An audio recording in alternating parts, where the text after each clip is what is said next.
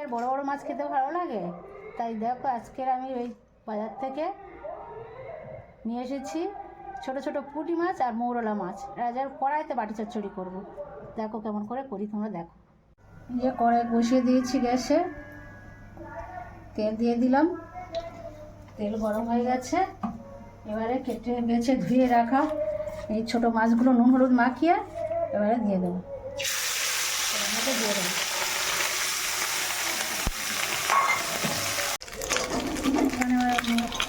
মাছটা ভাজা হয়ে গেছে, তুলে নেব।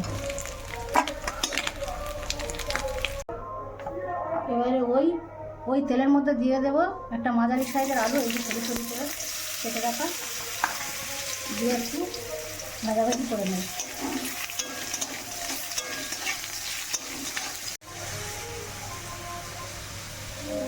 আলুটা ভাজা হয়ে গেছে, এবারে একটা বড় সাইজের কুচনো পেঁয়াজ ওর মধ্যে দিয়ে দেবো।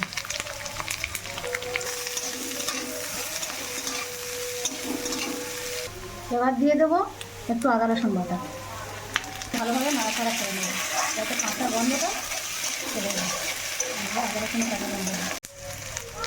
এবার দিয়ে দেবো একটা কুচনো টমেটো, তারপর দিয়ে দেবো কয়েকটা কুচনো লঙ্কা, চেরা করে রাখা লঙ্কা দিয়ে দেবো, দিয়ে একটু নাড়াচাড়া করে নেব।